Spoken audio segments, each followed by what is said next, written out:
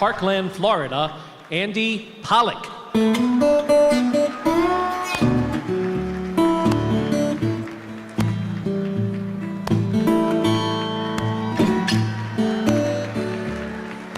How's everybody? For those of you that don't know me, my name's Andy Pollock. I come from Broward County, Florida. I'm embarrassed to say that. And my daughter, Meadow, my beautiful daughter, Meadow, was murdered in Parkland, Florida, a little over a year ago. But it's nice here. I wanted to take this opportunity out to come here and be with a bunch of Jewish Republicans that I appreciate.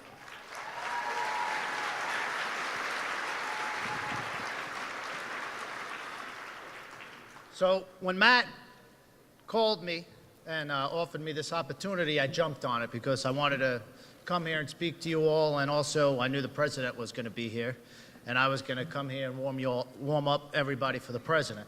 So there's three reasons why I wanted to come here. One is I'm really proud of my Jewish heritage.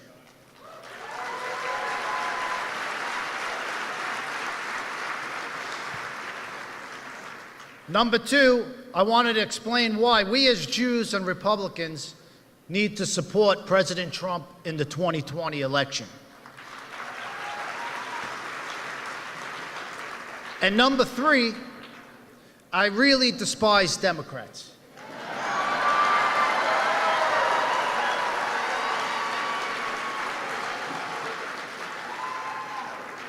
I knew you'd like that one.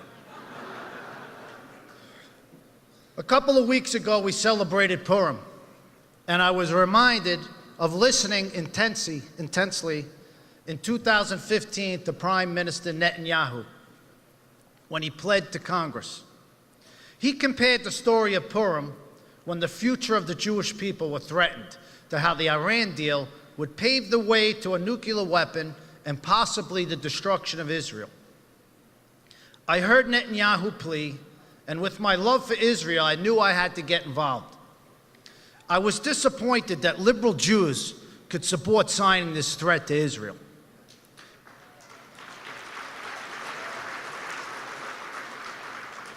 Up until then, I never was involved in politics, and I never even voted. But I listened to President Trump say during his debates that he would end the Iran deal. I voted for the first time ever when I voted for President Trump, primarily because he was going to end that Iran deal.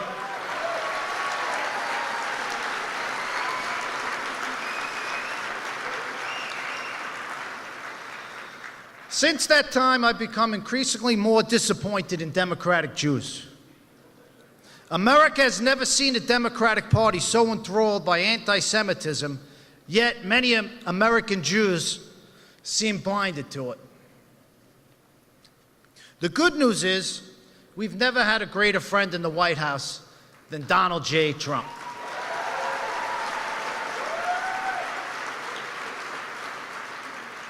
It's really a disgrace that so many Jews can't tell the difference between friend and foe. But we in this room, we can.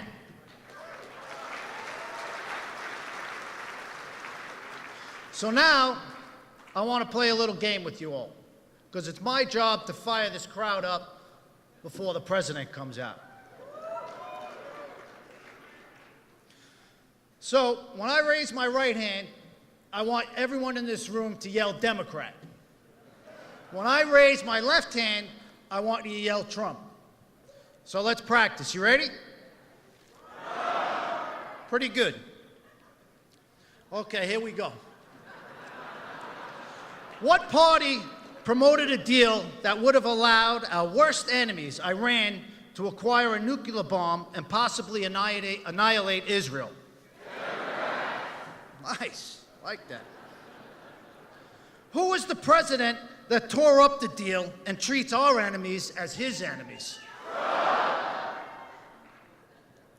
Who declared Israel's sovereignty over the Golan Heights? Who moved the embassy to Jerusalem? What party showed us they are literally incapable of condemning anti-Semitism? Who do we have to do everything for to keep in the White House. I believe we all get it, right?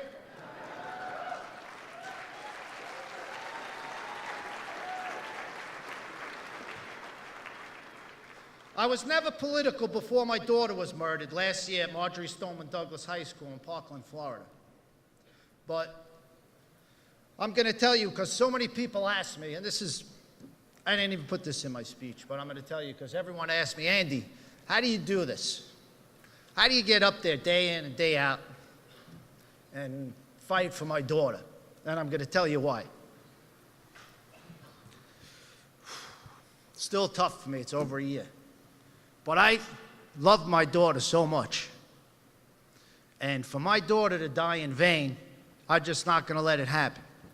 So I could have took the easy path when my daughter was murdered, like a majority of parents and these unethical Democrats in Broward, and just blamed guns. But I took another path. I wanted to know the facts. I wanted to know how my daughter got murdered. I put her in that school, my precious, beautiful daughter. How did this happen to her?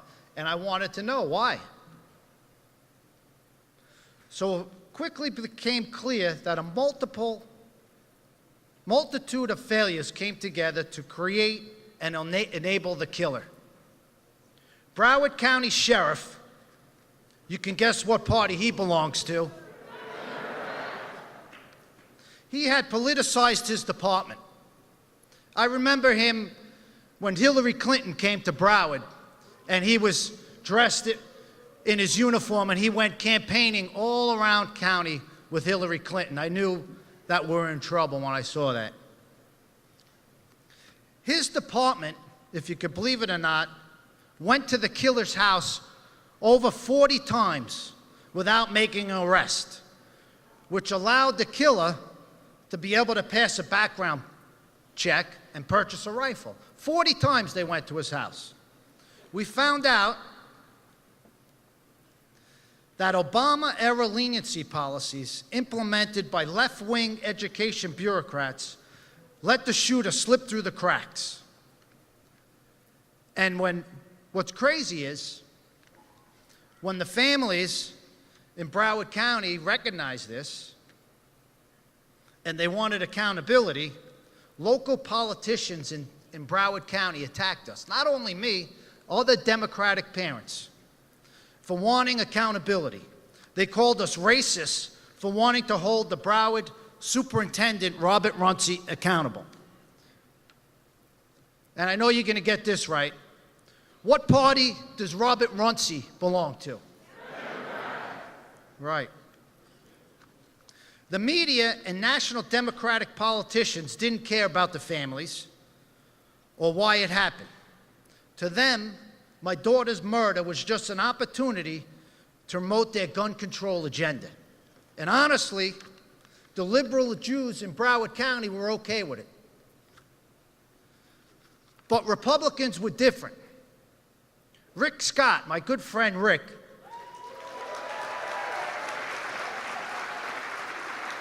you want to talk about a guy who's not a career politician? That's my friend Rick Scott. Really cares, businessman, and he loves his country. I asked him, we were going somewhere in his campaign. I go, Rick, why do you Rick's got grandkids. He's well-to-do. He worked hard his whole life. I go, Rick, why do you want to run for Senate? Tell me why. You got your grandkids. Look what I've been through. I lost my daughter. Why do you want to do it? He goes, Andy, because I love my country. And that's Senator Scott.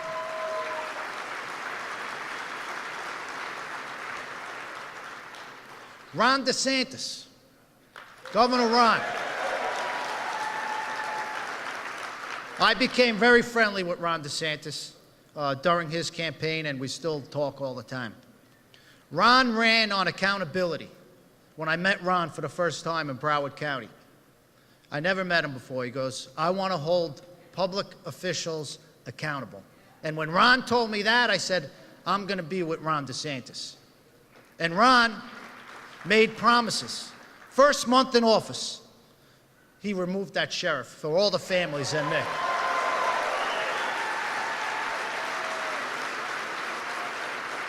What he also did, Ron DeSantis, what you guys won't know, but I know it because I live it, and I live it every day without my daughter. Ron tried to remove that, I wish I could really call him what I feel like it, but that unethical piece of garbage, Superintendent Runcie. He tried to remove him, but he couldn't remove him because he wasn't elected, he was appointed. So you know what Ron DeSantis does? He drops a nuclear bomb in Broward County with a grand jury investigation for the families. That's what he did. Ron DeSantis also signed an executive order looking into those Obama-era leniency policies in Florida that were partially responsible for my daughter and that massacre that day. That's what Ron DeSantis did.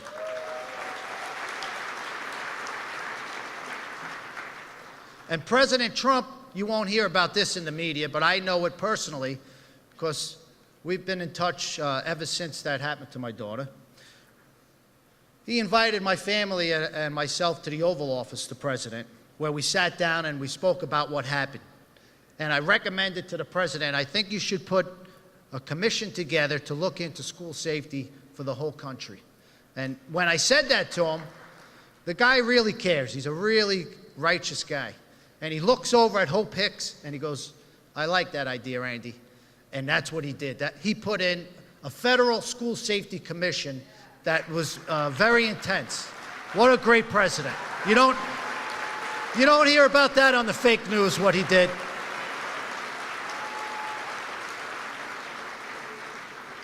And what meant to me so much in that commission that he put together, he repealed the Obama-era federal leniency policies that were partly responsible for that massacre.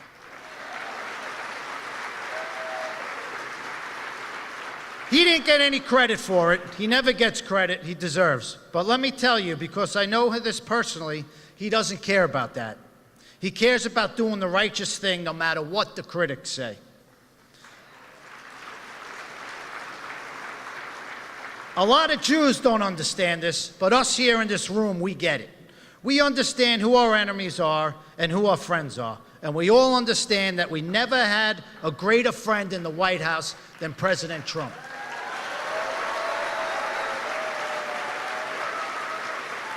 The Democrats refuse to work together to benefit this country.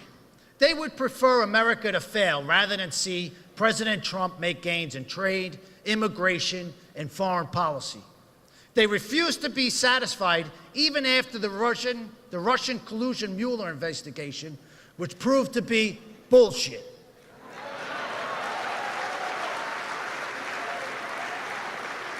I understand on a smaller scale what the president deals with, because I dealt with these same unethical Broward Democrats, just like he deals with them in D.C. Most of them Jewish in Broward, and they suffer from the same delusional thinking. Rather than learn from the failures that allowed my daughter's death, they cover for each other, they hide the truth, and they spin the narrative to gun control. Right now, our country stands at a precipice. If President Trump doesn't remain in the White House in 2020, our country is in danger of turning into a corrupt, dysfunctional Broward County. And I don't want to let that happen. With the Democrats in office, the level of anti-Semitism will increase. It is up to us now, just as it depended on Esther and Mordecai in the story of Purim, to once again safeguard our future. Thank you.